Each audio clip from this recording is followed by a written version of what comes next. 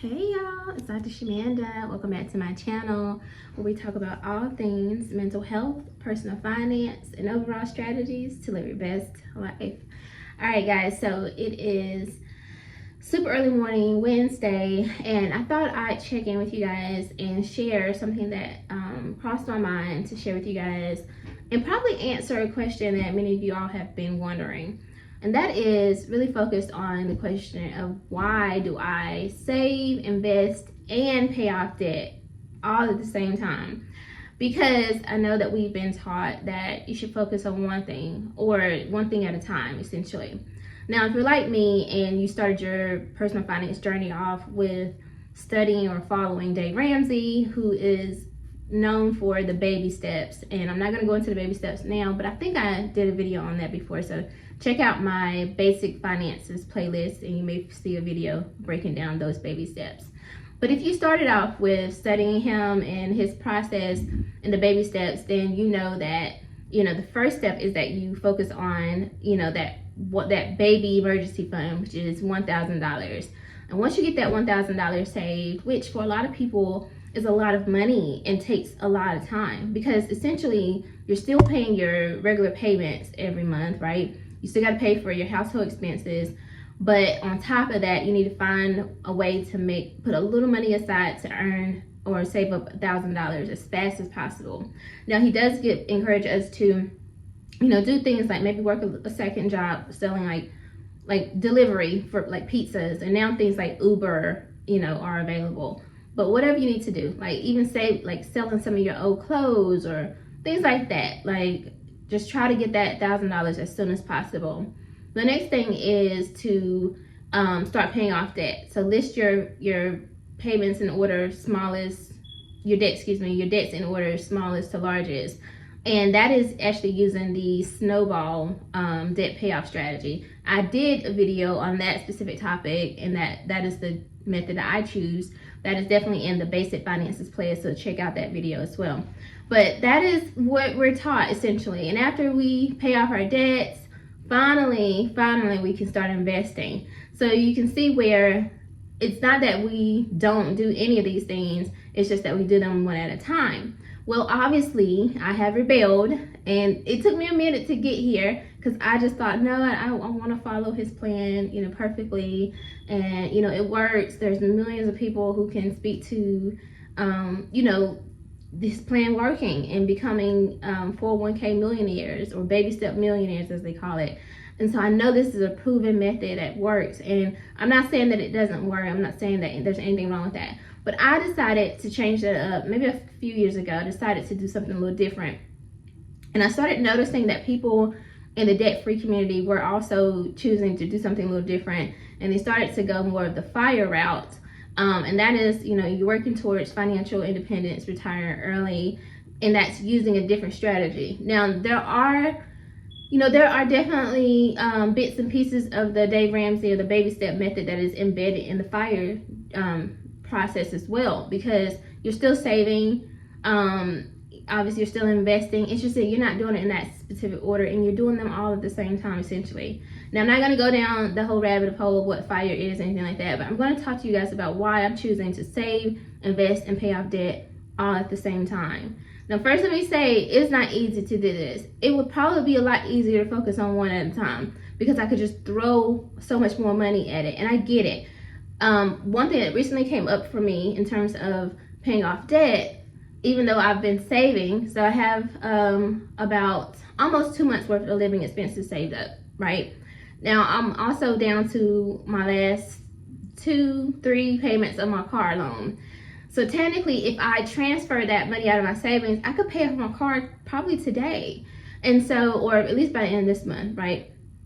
So the question becomes, like, why won't you just, instead of focusing on saving, why don't you just pay off that debt? Like, you'll be scot-free. Like, that doesn't make sense. And you're earning interest, but the interest, like, on your savings and your high yield savings account off that money, that savings account, but you're also accruing interest off of that car loan debt, which really supersedes the interest that you're earning off the savings. So it really doesn't make sense. And so, things like that come up, and it really makes me question, like, okay, am I doing this right?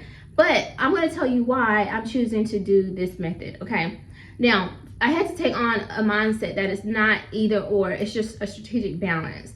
And so essentially for me, that means that I want to make the most of my time, right? And I am 36 and I'll be 37 in like 5 months, 4 or 5 months, right? And so basically I'm gonna say 36 and a half essentially, right? And I know that I'm still fairly young. I'm not, you know, I'm not 20, but you know, I'm still young. I'm not even 40 yet, and 40 is still young. So I want to make the most of this time. I know I can set a goal and say, hey, by the time I'm 40, I want to have X, Y, and Z saved, X, Y, and Z invested, and I want to have be completely debt free. And that is a realistic goal that could very well happen in a short period of time. And so I want to make the most of that time. And so, you know, I've chosen to do all of those at the same time. Now, so it is also very important to have a strategy in place on how you're going to save, invest, pay off debt, right? Because to hold space for all of these different things happening at the same time is a lot, right? And so you want to, as much as possible, automate these processes. So for me, every month I tend to, I broke down my savings goals to $1,000. I wanted to put or deposit or I guess contribute $1,000 into my savings goal. And I will always, at the beginning of the year, start with a savings goal. For example, my goal for 2026 is to have $25,000 saved in my Freedom Fund. Now, excuse me, what that looks like is prayerfully I'll be at $12,000 by the end of this year, 2025, and so I'll need another $13,000.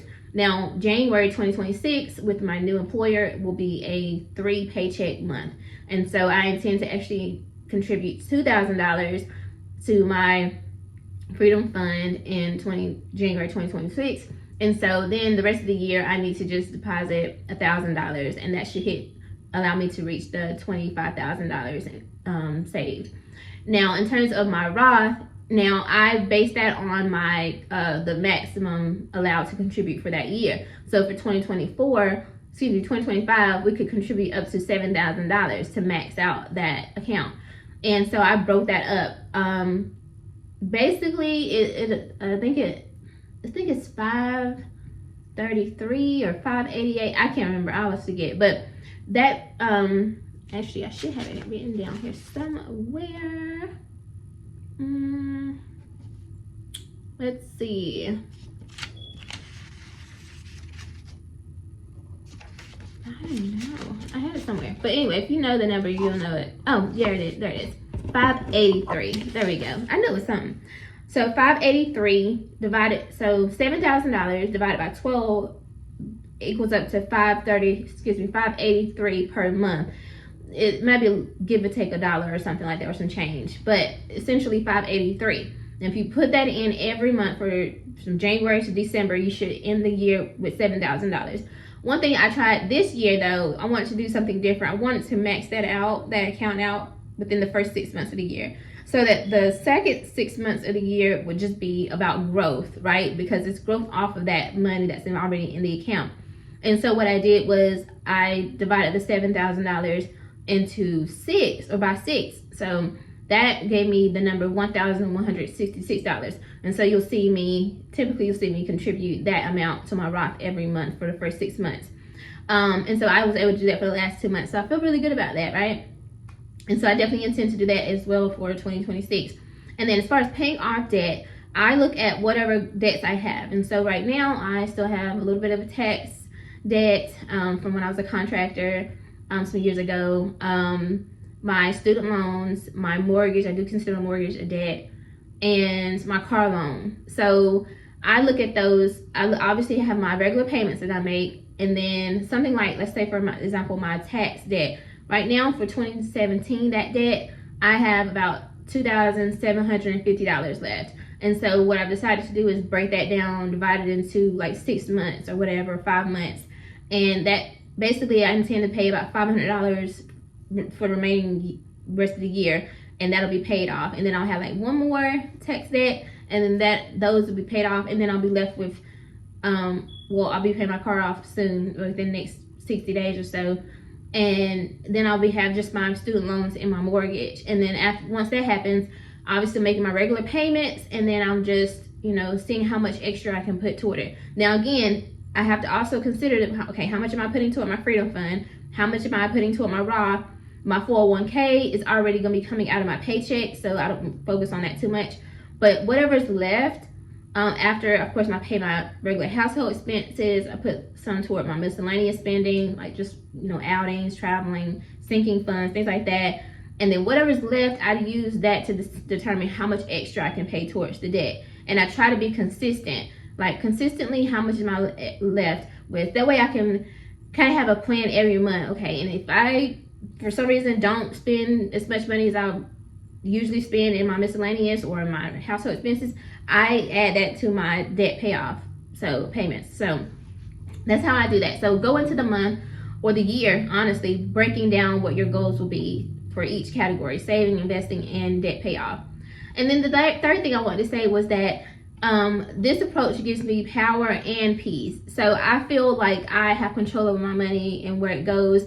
I have control over my time. I can essentially set a timeline and say, hey, by this year, I will be a multimillionaire, or I'll have a $500,000 net worth, or whatever. Like if I use this strategy of like paying off debt, saving, investing, I can essentially kind of like determine what this looks like. Now, let's be for real. Life happens, things change, it happens. But you have more power and control when you're able to look at it strategically in that way. And then, of course, it gives me peace. It lets me know that, like, I'm using my money wisely. I have been a good steward of my money, my finances, and my time. Like, I'm not wasting any time. Like, I get Dave Ramsey says to pay off your debt first, but, like, what about all that time that you're not investing, that money could be growing? And so I had to look at it a little differently. Time is of the essence, and it is our most important asset. That's just how I look at it. But anyway, that is why I have decided to save, pay off debt, and invest all at the same time. I'm not saying it's for everybody. It's probably not even reasonable for everybody, but it's something I choose to do because I do live a very minimalist life. So I do have more money available because I'm not spending it doing all this extra stuff. That, no judgment to everybody who's doing that, but it's not something I choose to do at this point in my life until I hit my financial goals. So there's that. If you like this video, like the video, comment, subscribe, share, and I'll see you guys next time. And as a special bonus today, I'm going to break down and share with you guys behind the scenes of how much my Roth IRA has earned and my 401ks. So stay tuned for the next videos, and I'll see you guys soon. Thank you. Bye.